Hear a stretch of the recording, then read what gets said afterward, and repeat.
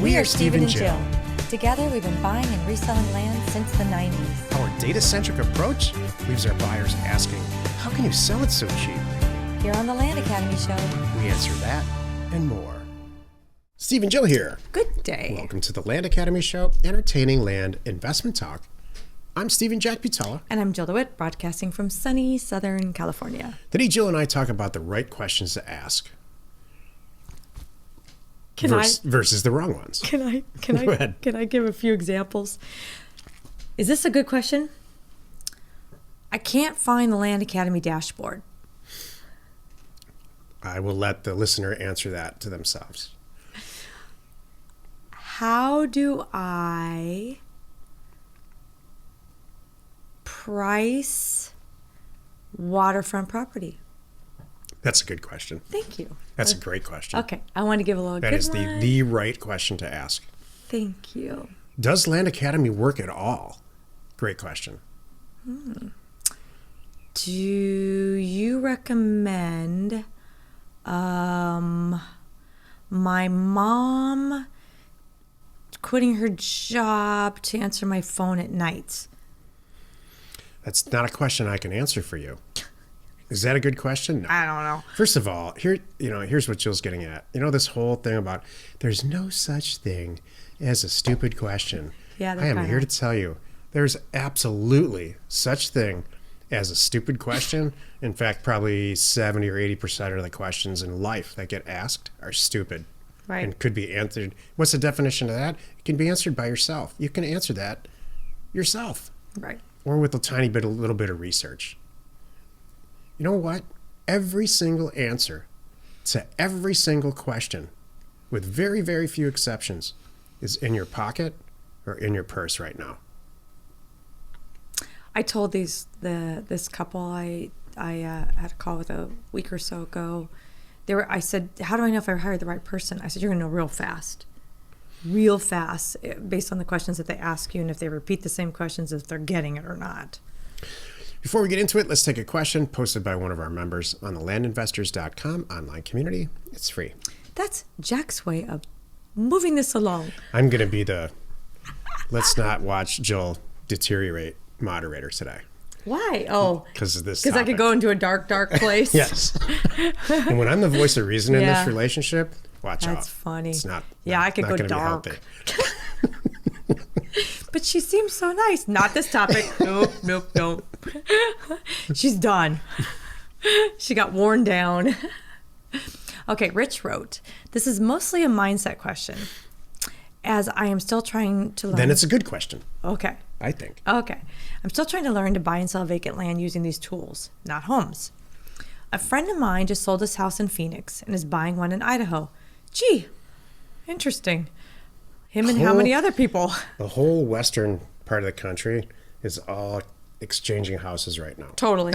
It's exactly what's Some happening. are moving north, some are moving south. Most of them are moving east, not west. You know what?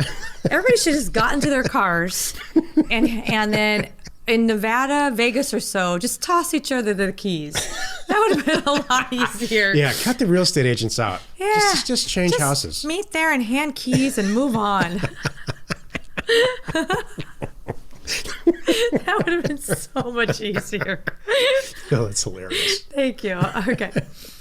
When I look at the house in Idaho on Neighbor Scoop, I can see the owner bought the house in 2017. Rich, you're like me. This is how I'm liking Rich.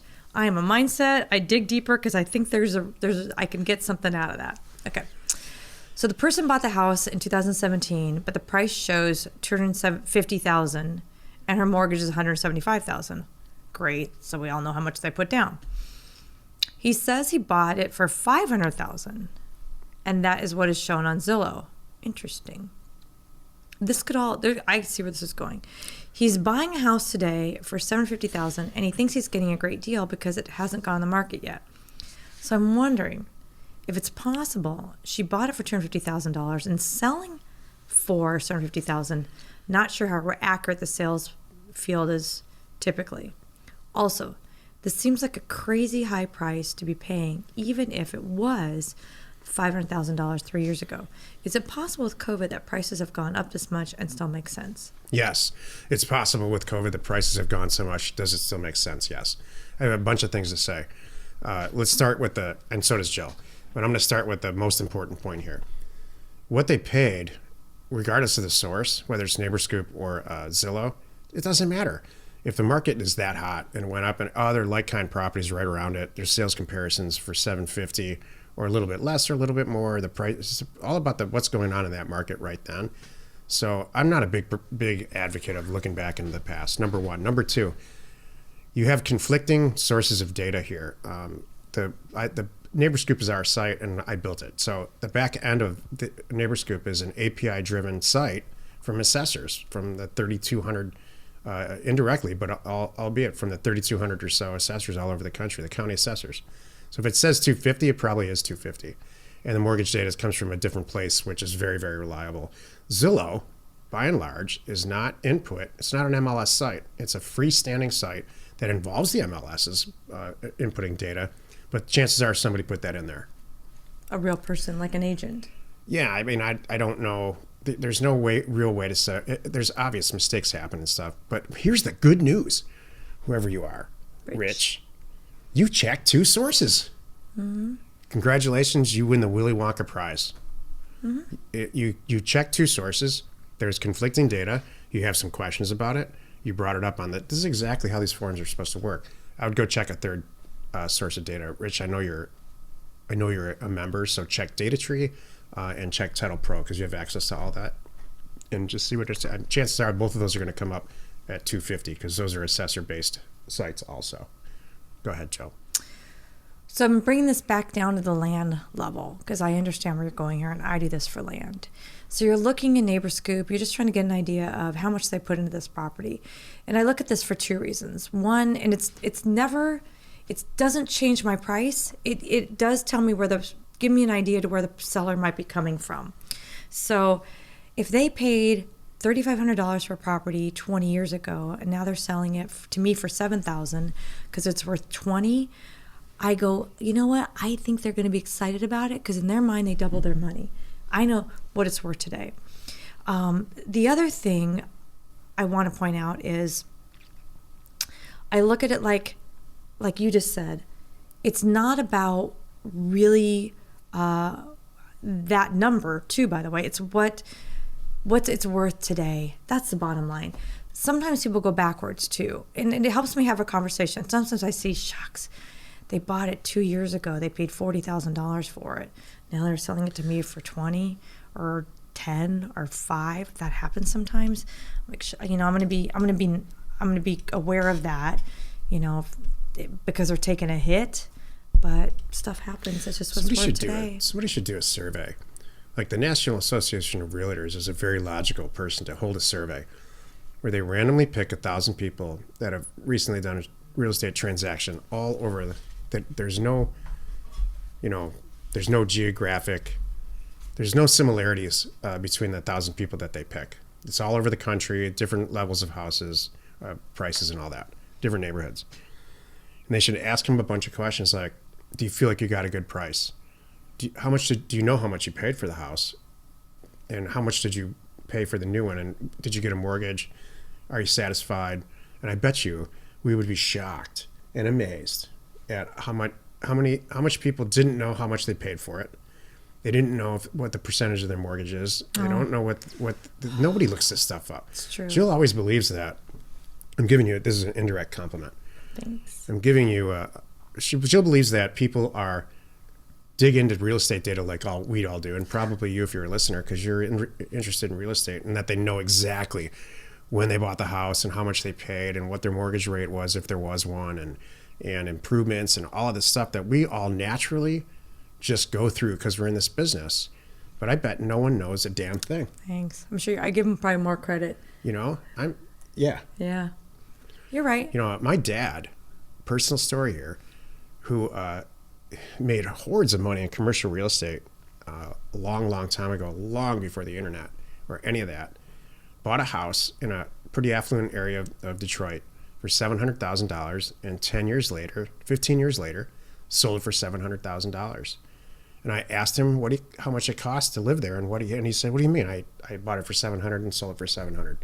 To which I just kind of said, and then we had a couple of drinks and laughed about it because I said, "That's not what you paid at all. Yeah. You paid all the interest on all of that for 15 years. It's true. You did a bunch of improvements, all kinds of maintenance stuff. You rented the house from yourself. Mm-hmm. You would have been better off renting it.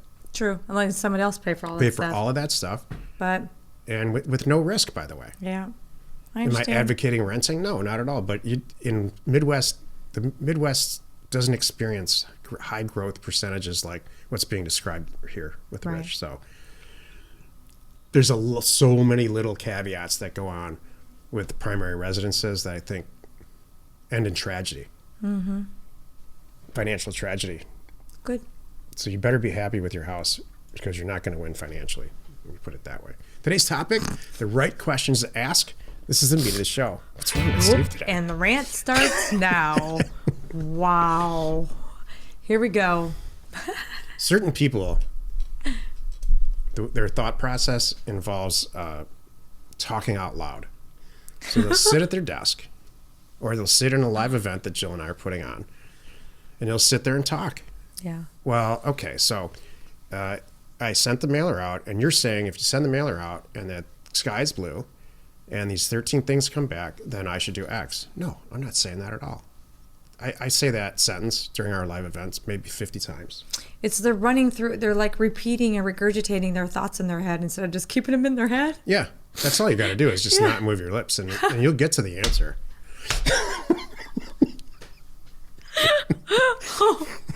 Don't move your lips. Wow. Here's another one. It's a favorite of mine. It doesn't happen too often because it sends me to the moon on our Thursday call, so people have learned not to do it. Oh my gosh. Should I do this deal? Here's the APN.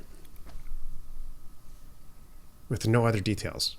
Like there's a whole format that those deals are supposed to be submitted, starting with the county that it's in, because I can't read your mind. So if it's just an APN, that's a county with the APN without the state and the county. There's no way I can look it up. Right. Okay, so are we gonna do a few minutes of the wrong questions and then talk about the right questions? Sure. Let's try to do it lightly. Okay. Here's the wrong questions to ask. Interrupt me via Teams or Skype or whatever you use, or Slack or something, and say, just I can't find this file. That's a good one. You mean with employees? Yeah. I don't really. I mean, the other questions. That's the main thing. That's the questions for me that are like the wrong questions. That's usually what I'm dealing with on a day-to-day basis, are people asking things.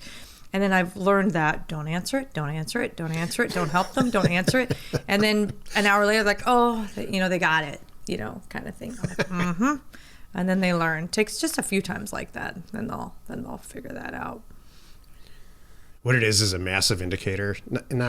We don't have the crew that we have working for us right now are amazing. And I mean that. I'm not just blowing smoke, but it hasn't always been the case. You can tell a lot by somebody if they're. Some people just need a mom, Here's the point of this. They need validation. They're not asking a question to actually get the answer. I'm going to make the point for me of this whole show, to make it really crystal clear for everyone. And then if you need some follow-up information, you just ask me. You should be asking questions of someone to gain knowledge, and make sure they're good, valuable, sincere questions that you have done everything in your power to answer on your own, and you can't find it. And you're going to that expert, whether it's your tech department, whether it's us, whether it's your accountant. I don't care who it is. You really, and so then it's a good question, and I need to spend some time on it. It's like just say because that person will then want, if it's a good, valuable question, and you've put all the time and energy into it, and you've learned something along the way, then the benefit is that person will want to help you. They'll know that. They'll go, wow. So when people come to us, like on the Thursday call, for example, I did this and it goofed up. I did that and it goofed up. And I did this and it goofed up. And I did that and I goofed up. Okay, Jack and Jill, what am I missing here? That is exactly how you answer ask a question. question. We I've spent a love bunch those. of time on it. I researched chapter 3, and I've got 5 of these properties. I want to buy 3 of them. I have enough money to buy 3 of them. I really need your expertise and so here's the 5. Please, which ones would you guys choose? Right. That's why we're here. We're here to answer questions like that. Well, I'm using it in life. It's not even just Mm-hmm. us. It's like in life. I don't want to, no matter who you're talking to, whether it's like a mentor, like I said, accountant, Yeah. your attorney, even just do a little bit of work. Not only that, Do a little too, bit of work. It'll save you money. Number one, it won't piss them off. And number 2, it'll save you money. For example, do you need to call your attorney for every little thing? You could probably Google a lot of things with your attorney. You could probably write your own documents with attorney. We've almost done versions of that. Like, hey, we kind of know how this needs to go. We need help getting this transaction done. It's a whatever it is. It's an attorney close, title issue, whatever. We know how it needs to go. We can queue it up. We do this like with title work. Here's a good example. Sometimes we give our title agents all the information that we've gathered to make their jobs easier, and then they go better and cheaper and faster. I've also found that the venue in which questions are asked really is, That's if good. people write a question, like in Land Investors, there's almost no bad questions. I mean, it's self-policed, and it's truly like, That's good. there's such intelligent questions from members and non-members. On the written questions in the Thursday call, 95% of them are truly like, wow, this person, and you can tell right away that the person they're new asking these questions that's like, the incredibly intelligent, well-worded question. Right. It's when it's verbal, and this thought process is of just words coming out. It's just I have a peeve with that. Right. Just like, where are you Because going you can with answer that? this yourself. If you can look up, Yeah. if you can look it up on Google in less than 3 minutes and really get a good answer to the question, you should never ever go ask somebody that question. And in or out of Land Academy. I have a question. Yeah, Where does this come from? I'm trying to figure out. I don't think it's a nature thing. It's a nurture thing. I think it's a So do I. learned behavior. So do I. And what's amazing to me is we all are carrying around mini computers in our pockets that people are still asking sometimes the most basic questions. Isn't that interesting? So somewhere along the way, someone told them it was okay to ask the basic questions. and then reinforced it over and over and over again. Exactly. Yeah, and I think solving your own problems, in the distant past, Jill and I did a series of episodes about, the traits that people have that are going to do incredibly well at this or whatever they're going to do. That's good. And if you can solve your own problems efficiently and quickly and get over this, get over the small stuff and not be a perfectionist. And, I've never heard anyone who owns a couple of companies already come to us and ask us silly questions. They're all asking great questions, and they're wrapped into compliments. Mm-hmm. Wrapping a question into a compliment's never hurt anyone. Right. But you're right. Our customers, this topic came from because I talk to our people and they bring up topics.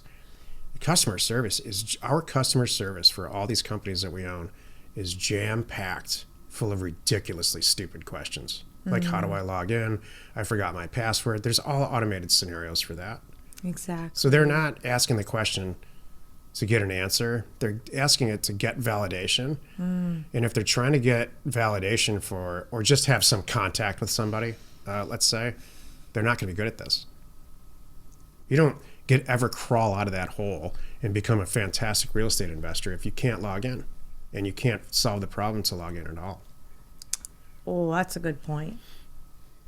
Want to end it on that? Yeah. I mean, that was my gosh, awesome. it's been too long, yes. I mean, it's great. I can't. I think we covered it, and I couldn't do anything better than that. That was awesome. All right. Happy you could join us today, 5 days a week. You can find us right here on the Land Academy Show. Join us next week for another interesting episode on the Land Academy Show. You are not alone in your real estate ambition.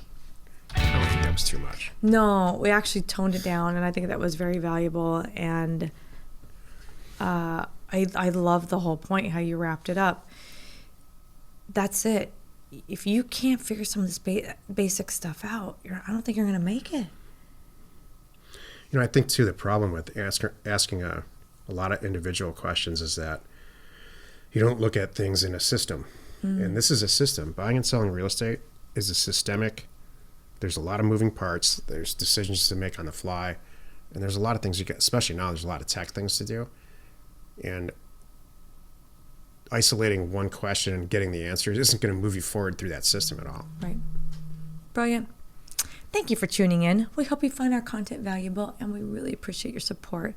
If you haven't already, please get on over to our YouTube channel and hit the subscribe button. And your comments and suggestions help us to create the type of content that you're here for. Hitting the like button on your favorite episodes helps to support our channel's algorithm and gauge your interest for future shows. We are Steve and Jill. Information And inspiration to buy undervalued property.